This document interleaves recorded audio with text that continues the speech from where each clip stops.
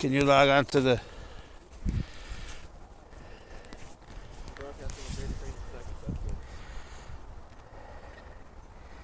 You gotta check to see if the audio is working.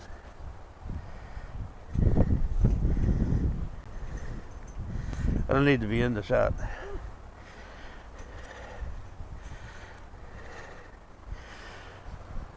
YouTube. Ugh.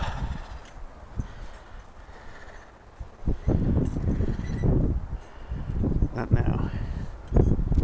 Oh, there it is.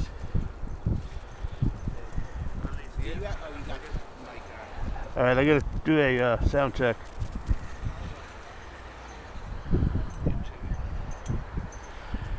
One, two, three, 4, 5, 6, 7, 8, 9, 10, 11, 12, 13, 14, 15, 16, 17, 18, 19, 20, 21, 22, 23, 24, 25, 26, 27, 27-second delay. 6, 7, 8, 9, 10, 11, 12, 13, 14, 15, 16, 17, 18, 19, 20, 21, 22, 23, 24, 25, 26. This is with the mic right on me, so. 27-second delay. There's a 27-second delay, but instead of having the microphone at the phone and you hear all the wind, it's going to be right on the rabbi, so it'll make it cleaner, and especially on a day like today, you know. So, man, can't wait till summer. This is with the mic right on. 27-second delay. There's a 27-second delay. Instead of having the microphone at the phone, you hear all the wind, it's going to be right on the rabbi. So. All right, so I'm going to turn this off for now.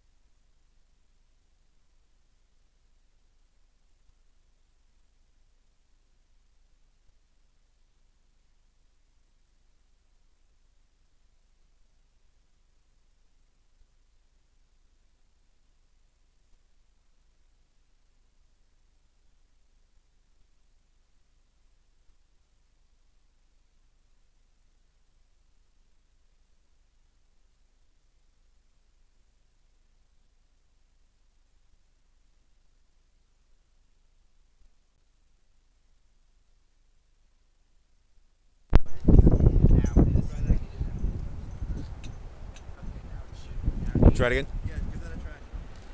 Hello, hello. You got me? Good. Make sure you can hear me through the mask also. Yeah?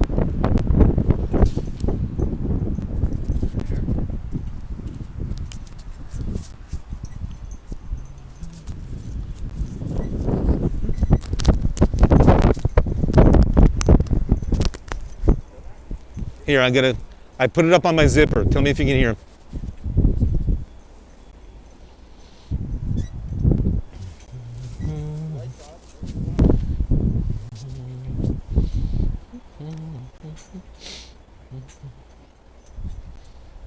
Got it? Okay, yeah. All right, good. You sure? Yeah. Oh, yeah, because of the delay. The 27 seconds. 20-some seconds. Okay, so you can hear me now? Yeah, we're good. Yeah. Okay, very good. All right, I'll tell you what. Let me bring everybody in. Okay. What do you want me to do? When the daughter wants to say a couple of words, you want me just to hand the mic to her? Or you want to do it that way? I'll have to do, yeah. Okay, that's fine. All right. Folks, let's all come in, please.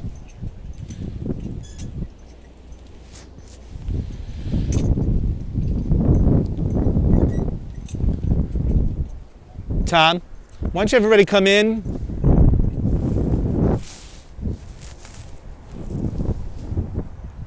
Judy, let's come.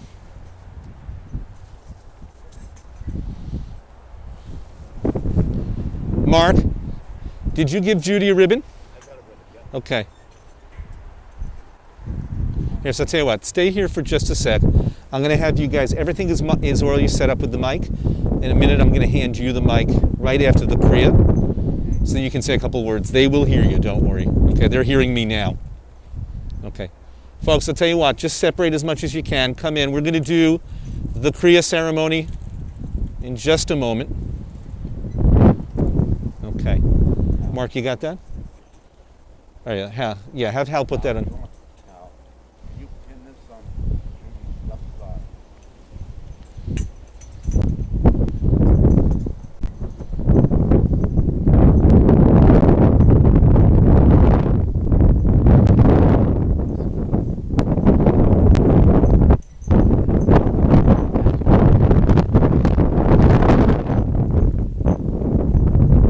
Grandchildren, just grab the cane, please. Okay, thank you, guys.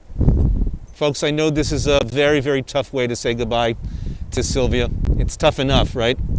And yet this is making it tougher. And my hope, what I promise you guys I'm going to be able to do today, is to make it a little easier on everybody by bringing her to her final resting place in peace, in a respectful way, in accordance and conformity with Jewish tradition, in a way that shows dignity to her for both her life and dignity to her in her death as well. And Judy, as we've discussed, as you well know, Kriya is a way in which we say goodbye by literally ripping something as a way of symbolizing, of signifying the fact that a little piece of us gets ripped up when we lose somebody, when we experience loss. And yet we know that just as your mom of all people would have known, you take a piece of fabric, even if it's ripped, and what do? You sew it back up and you turn it into something beautiful, and you create something from that tear that can be a lasting and a beautiful thing. And so my hope is that even after this initial tear in your life, in all of your lives, that you'll have the opportunity to slowly mend, not to forget, but to mend that tear and to replace all of the sadness and the loss with good memories and with a sense of joy at the celebration of life that was Sylvia's life as well. So Hal, I'm going to ask you in just a moment, after we say the blessing, for Kriya to just help Judy just kind of make a small tear in the ribbon. It tears, you take one finger up and one finger down, just kind of pull in both in opposite directions, and it will rip for you, okay? So I'm going to recite the blessing at this time. Baruch Atah Adonai Eloheinu Melech Ha'olam Dayan Ha'emet. And we all say Amen. Amen. Praised are you, Lord our God, ruler of the universe, who is the righteous and truthful judge, the creator of all, and who calls us home at the end of our time. Okay. All right, folks, come.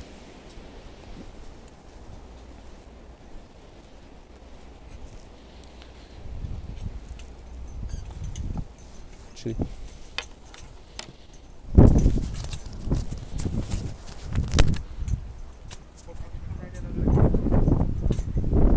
here.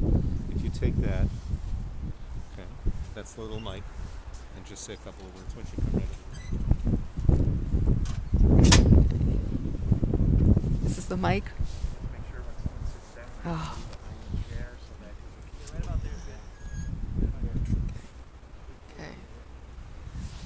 I always knew that someday I'd be welcoming friends and family to my mom's funeral. I never in my wildest dreams guessed it would be the way it's going to happen today. Welcome you. Amazing call.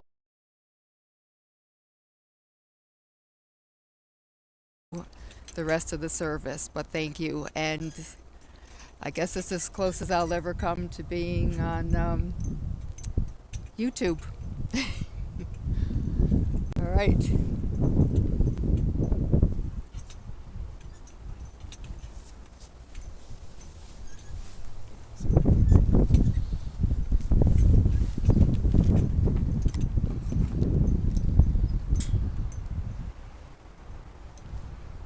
Folks, again, in the interest of distancing, if you want to take a little bit more room, that'll be fine. Thank you, Judy.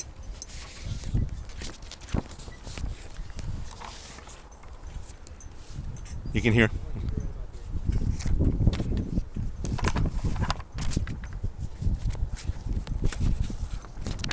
So, what I want to do this morning is begin with Psalm 23, the Psalm of Consolation.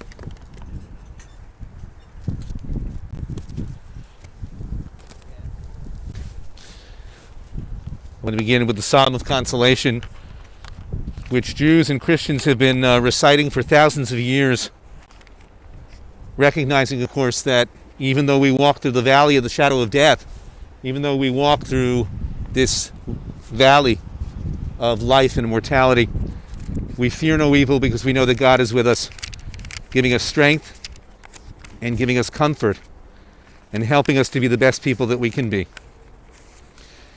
Mizmor LeDavid, Adonai ro'i lo echsar, bin ot deshe yarbitzeni al mei menuchot yenahaleni, nafshi yishovev yancheni b'magle tzedek, leman shemo, gam ki elech begetz al mavet, lo irara ki ata imadi, shivtecha umishantecha hema yenachamuni, taroch lefanai shulchan neged tzorarai, Dishanta v'shemen roshi kosi revaya, ach tov v'chesed yirdefuni kol yemei chayai, v'shavti beveit Adonai le'orech yamim.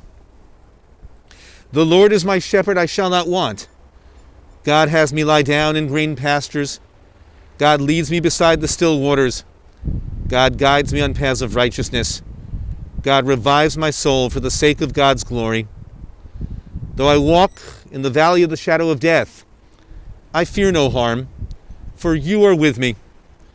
Your staff and your rod, they comfort me. You set a table in the sight of my enemies. You anoint my head with oil. My cup overflows. Surely goodness and mercy shall follow me all the days of my life, and I shall abide in the house of the Lord forever.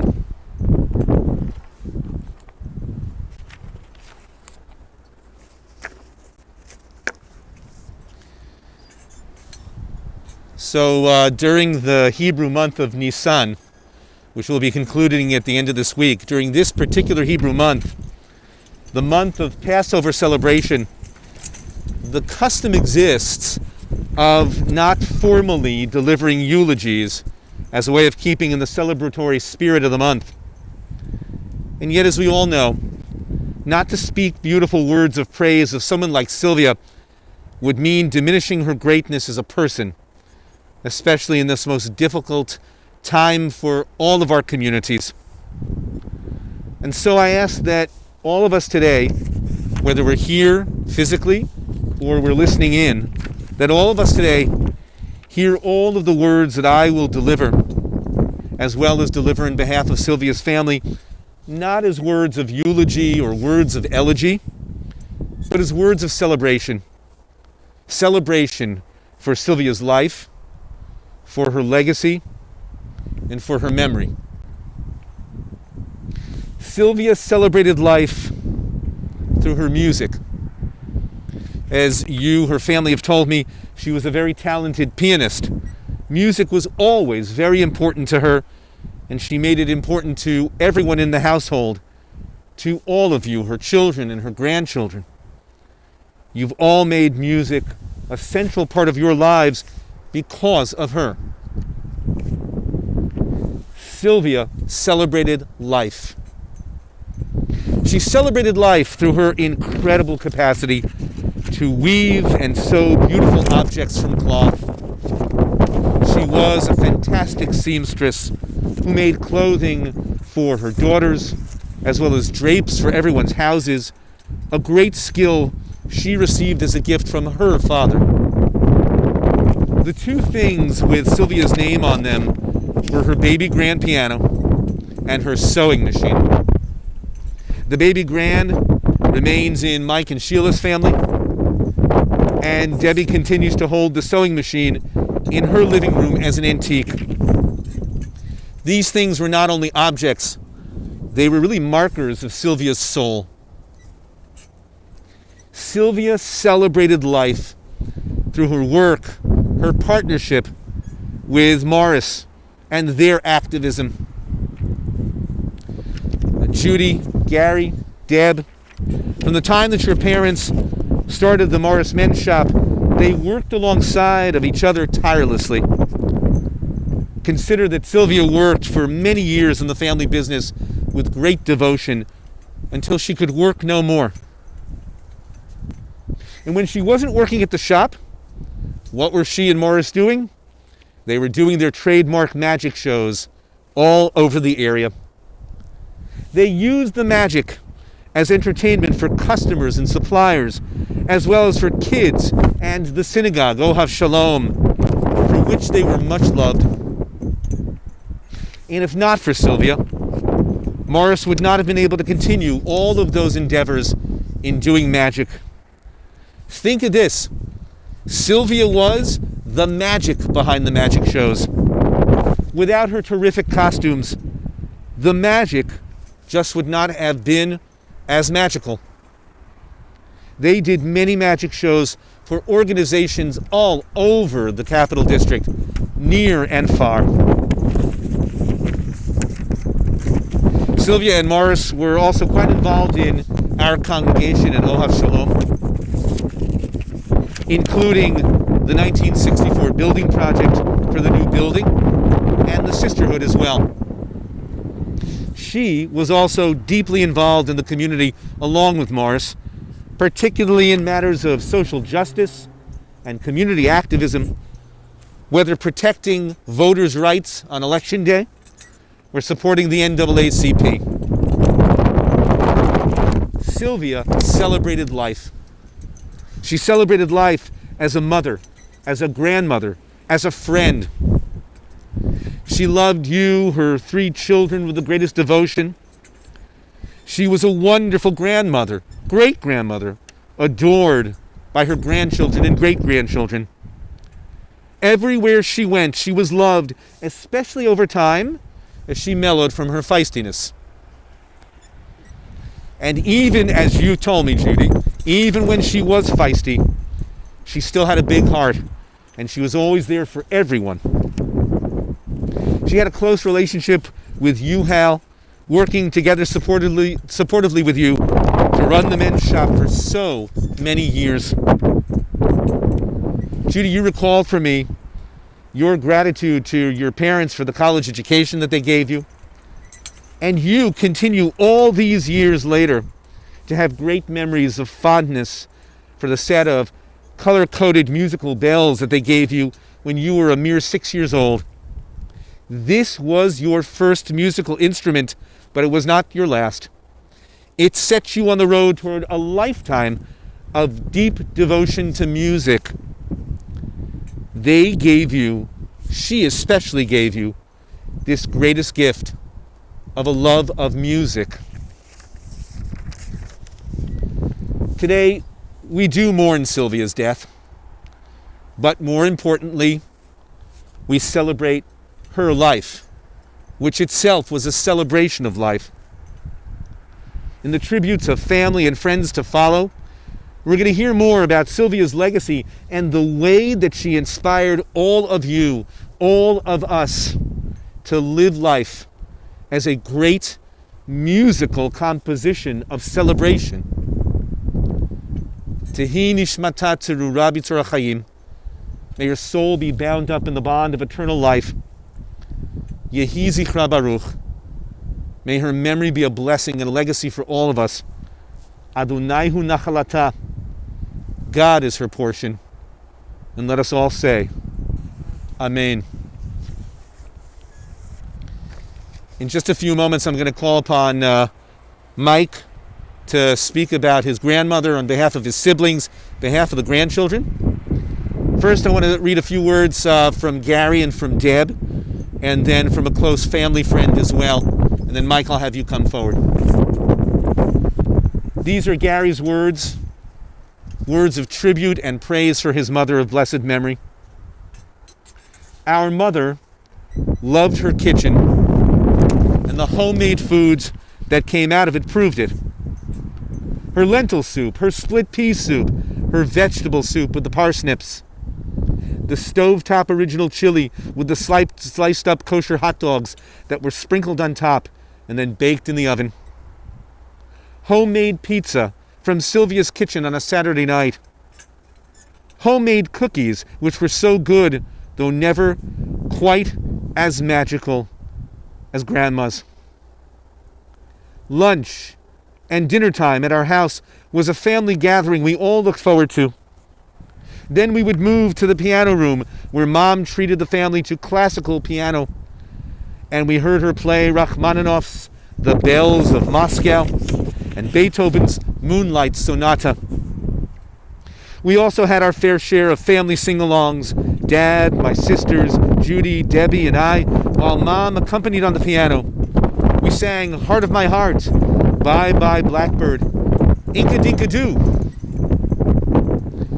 Our mother and our dad were there for us all the time, guiding, listening, disagreeing, and loving us in spite of where our ideas about life were taking us. I like to say I come from show people. Dad, the musician, Judy, the pianist, Debbie, the actress, vocalist, myself, the songwriter, guitarist, and Mom, the piano accompanist and classical pianist. Our mother valued her Jewish heritage and the stories, always with a moral, her mother would share with her while she was growing up. The state of Israel was a prominent ideal to support and honor in her youth, and endured as such throughout our mother's life. It would serve to support the foundations of her philosophical and her political beliefs.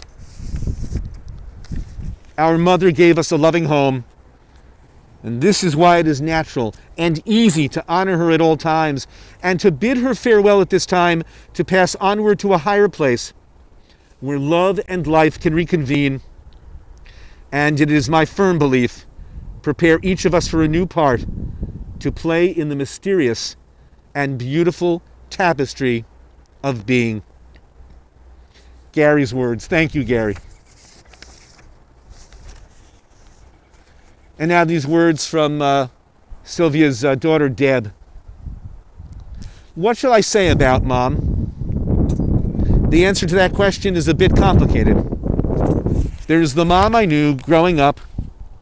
There's the Mom I came to know during the past several years. When I was growing up, I often found it hard to understand why my mom said the things she said or did the things she did. Mom was definitely not warm and fuzzy to me, and her words and actions could certainly be hurtful. As a kid, that was hard for me to understand. As an adult, I began to see that my mom felt love, but it was really hard for her to express it to many of the people closest to her. In the last several years of my mom's life, she started speaking and acting very differently to those of us who most closely touched her world. It was as if she somehow relaxed into a new and improved version of herself. She began letting us see the goodness which had been inside of her. She easily expressed her gratitude to those around her who offered assistance. She became Mom version 2.0. Today I choose to remember and to cherish Mom version 2.0. I'm grateful that this new and improved version emerged and that I was able to experience new Mom for the past several years.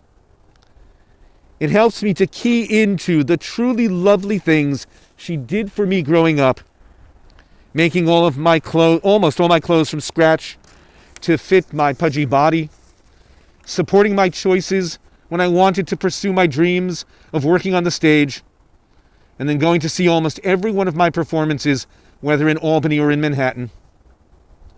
My mom offered different parts of herself to different people at different times of her life.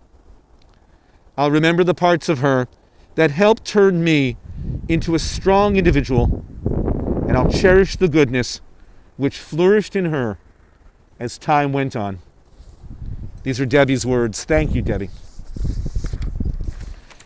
And Mike, before I call upon you, let me just take a moment now to read some words of tribute and words of condolences from family friend Deb Lipkowitz, who had a few words that she sent along as well.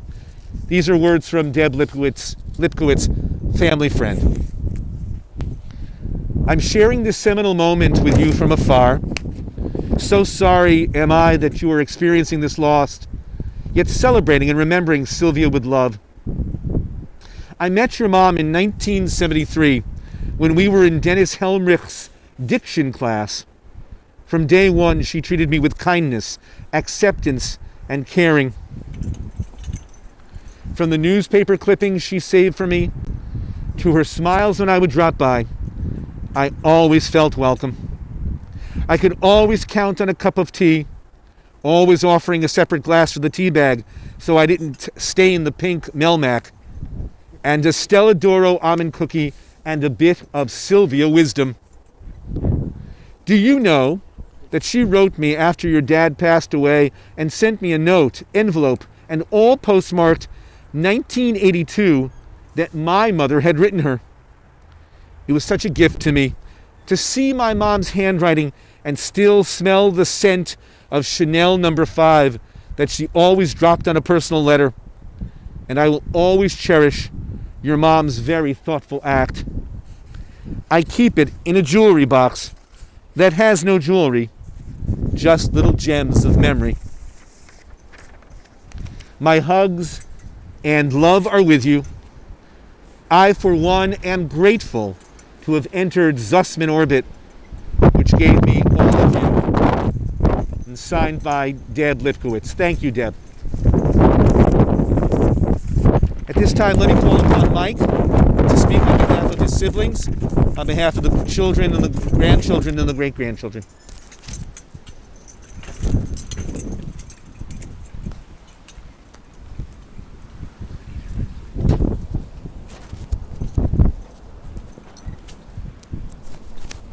Thank you.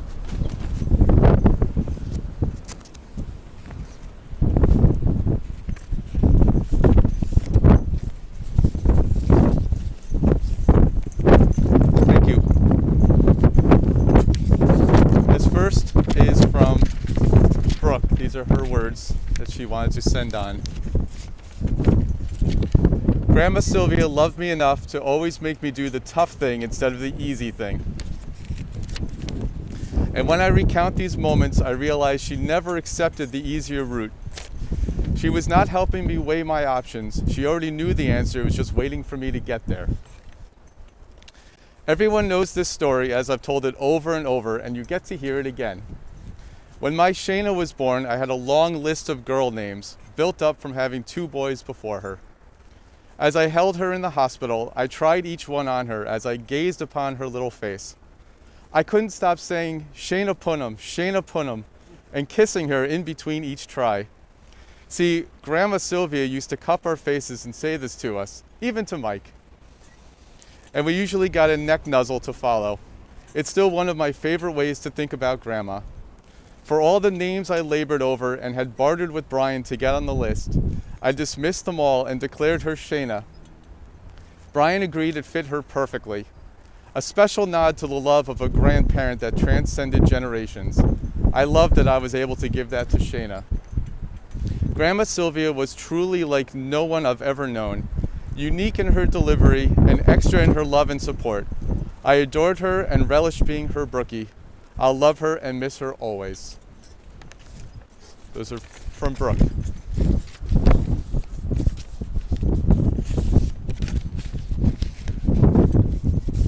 Now I have words from Jen.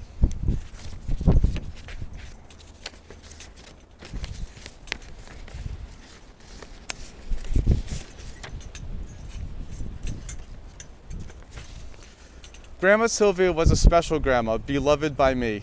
As adults, Grandma Sylvia and I had our own book club together, just for the two of us, the only members. The first book we read was The Good Earth by Pearl S. Buck, Grandma's favorite author.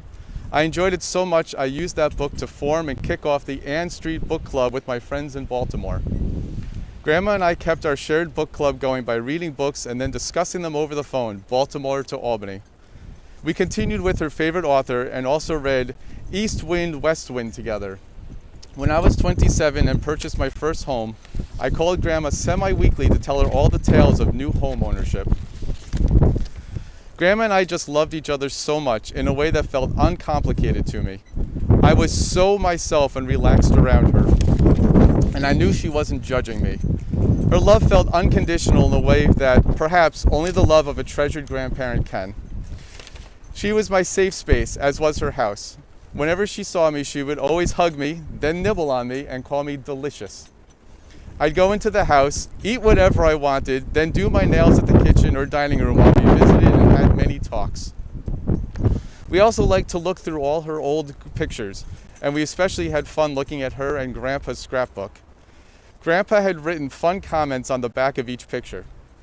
Grandma put them into an album and transcribed all the comments below the pictures in her writing, but with Grandpa's voice. We loved looking at those pictures together every visit, even as the visits moved from her home to the Loudonville home and finally to Daughters of Sarah. During some of the talks at her home, I used to ask her about life and love and death and fear of dying as she aged. When she was in her late 80s, she'd talk all about death with me if I asked. By her 90s, she didn't like that question or discussion as much, but she still always made sure to promise to look for Violet in heaven for me. When we were kids, we spent a lot of time with Grandma and Grandpa. They used to take us places, playgrounds, parks, trails, and the New York State Museum. At Grandma's house, we were given ice cream cones. We had ice cream at home, but not the cones. She let us smush our dinner food into mishmash. She made her homemade pizza 3 different ways so we could each have what we wanted. Extra cheese, no cheese, anything we asked for. She loved to relay a story in which, in middle school, my friend and I biked to her house, showed up unannounced, and asked her to make us pizza from scratch. When we slept over, we were allowed to get in her bed in the morning and we'd tell stories. She was permissive and loving as only a grandma can be. She's the first adult I ever tried to swear around, and I'll always remember her reaction. Isn't there another word you could use for that?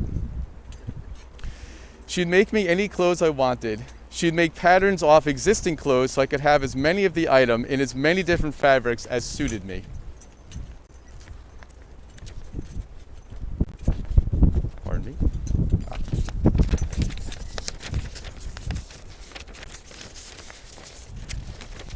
Not surprisingly, when it was Cody's turn to enjoy grandparents, he became a big fan of Grandma Sylvia. In a favorite picture, Grandma was walking down her street, Davis Avenue, hand in hand with Cody. She was so active with him. He loved to visit her house and play ping pong with her in the basement. He was too young and therefore too short for the ping pong table, so we'd play on the floor. Grandma always remembered that, even once her Alzheimer's progressed. I'm so lucky to have plenty of pictures and videos of their interactions, including one from this past winter in which Cody is interviewing Grandma at Daughters of Sarah. She was a good sport even then. Grandma was also a force. She was active in the League of Women Voters. She wasn't afraid to say what she thought. She was into healthy, low sugar, low salt foods and macrobiotic cooking long before the rest of America. She had a face she made when she'd concentrate, like while chopping walnuts or kneading dough, that we and she called her concentration face.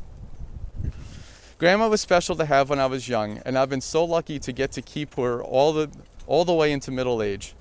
Once she was in the nursing home, we still had these wonderful visits as often as I could get to Albany. If she was tired, she'd rest and I'd read. If she'd say, my memory isn't so good, I'd just remind her that she liked my visits and ask her if her memory loss was hard. Even if we couldn't talk as much as we were used to, I found comfort in being near her and found pleasure being with her, even if we just sat and rested together, holding hands. I will forever cherish these visits. Instead of Honey, her pet name for me was Dolly, and I can hear her calling me that now. I am so thankful to have Grandma Sylvia in my life, and for being so close with her. I will miss her every day. That was from Jen. And last, I do have a few words.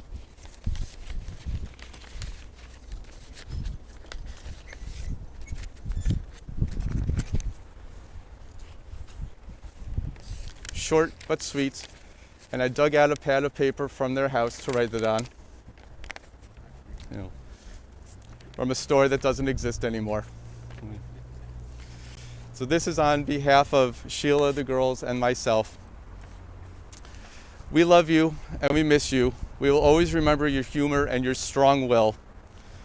I fondly remember our trips to Ryan's, and while I did my best to avoid your macrobiotic diet, I loved your vegetable soups and your baked apples. My most cherished memory will be that no matter when, I could ring your bell and see you smiling at me through the doors on your front door. We love you. Thank you.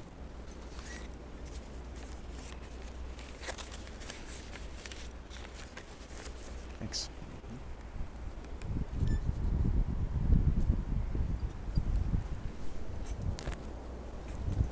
Mike, thank you.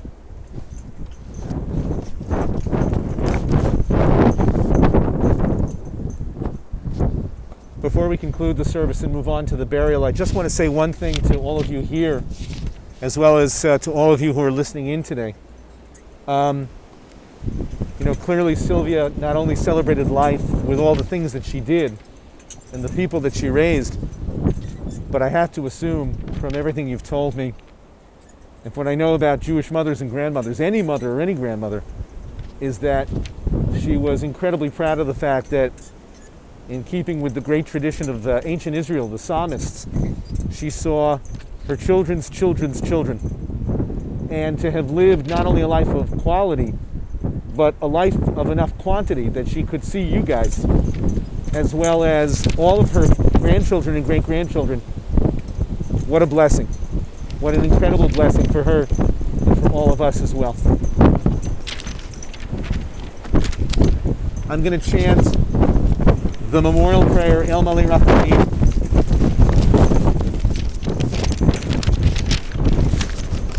A prayer asking God to continue to celebrate Sylvia's life on high by sheltering her soul under the wings of Shekhinah, the wings of the divine presence.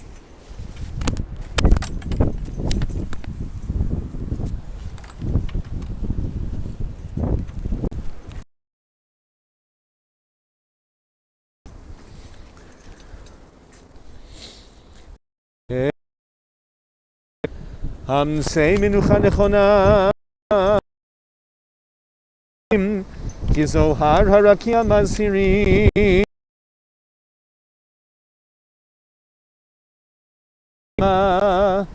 Pegane dente menuchata Anabal harachamim Astire ha-petra kanafech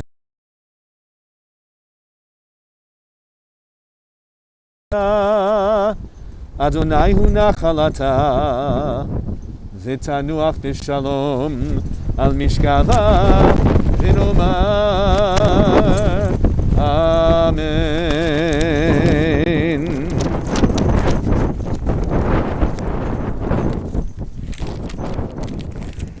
El Malei Rachamim, God exalted and full of compassion, grant perfect peace in your sheltering presence among the holy and the pure, to the soul of Sylvia Zusman, who has gone to her eternal home. Master of mercy, we beseech you, remember all the worthy and righteous deeds that she performed in the land of the living. May her soul be bound up in the bond of eternal life. The Lord is her portion. May she rest in peace. And we all say, Amen. We've said the words. We've held the memories in our hearts and in our minds and our souls. We now have this last opportunity to kivot.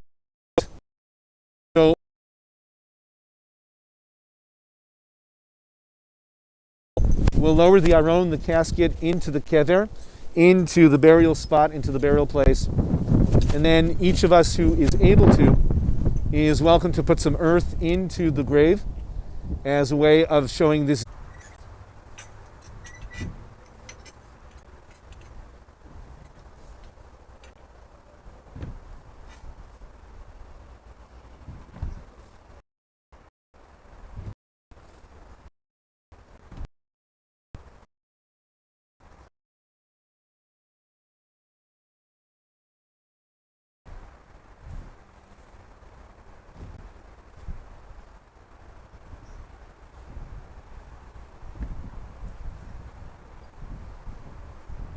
Guys, you can come this way also.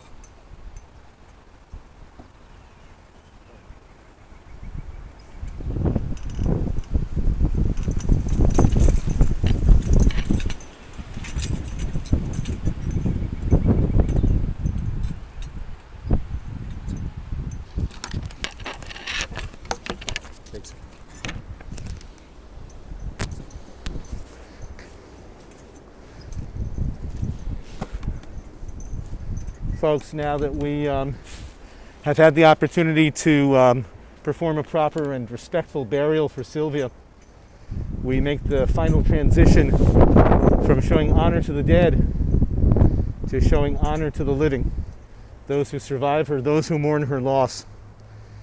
We entered this transition between the one and the other with the words of the Kaddish. Remembering, of course, that the words of the Kaddish are not really words about death at all. They're very much words about life and the encounter with the God who is the source of life, even and especially in the throes of death. Just as we are diminished by loss, so too, as it were, God is diminished by loss. And so we ask God, we hope and we dream with God that He and we have the opportunity to bring more life into the world to counter that loss, that death. So those of you who are with us remotely, if you want to recite the Mourner's Kaddish with us, family, friends, and those who are of us who are here today will recite the Mourner's Kaddish as well. Yit Gadal, V'yit Kadash, Shmei Rabbah, V'alma, Divra, Chirutei, V'amlich, Malchutei, B'chayechon, U'v'yomechon, U'v'chayei D'chol Beit Yisrael, Ba'agala, U'v'zman Kariv, V'imru, Amen. Yehei, Shmei, Rabbah Mivarach, Le'alam, U'la'almei Almaya. Yitbarach, Yishtabach, V'yitpa'ar, V'yitromam, V'yitnaseh, V'yithadar, V'yitaleh, V'yitalal, Shmei D'kudsha Barichu, Le'ela min kol birchata v'shirata, Tushbechata v'nechemata, Damiran B'alma V'imru, Amen. Yehei Shlama Rabbah min Shemaya, V'chaim Aleinu, V'al Kol Yisrael, V'imru, Amen. Oseh Shalom B'imromav, Hu Yaseh Shalom, Aleinu V'al Kol Yisrael, V'imru, Amen. Those of you who are with us today remotely, those of you who are with us here today physically, we're going to complete our ceremony this morning by moving directly into the Shiva period. For Judy and for Gary and for Deb as the closest of kin, but for all of us. Sylvia's wide and not only by focusing upon grief, but upon recognizing that each of us is here as a community, whether remotely or in actual physical space, to help the mourners to begin the process of mourning, of grieving.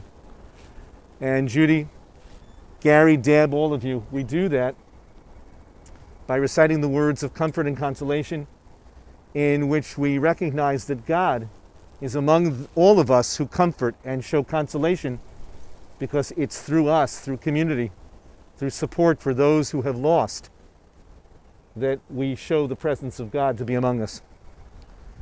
Hamakom yinachem etchem b'toch she'ar avelei Tzion v'Yerushalayim. May God comfort all of you among all the mourners of Zion and Jerusalem. And we all say, Amen. Thank you, everyone. Thank you. Yeah? Okay. Thanks, Steph. Thanks.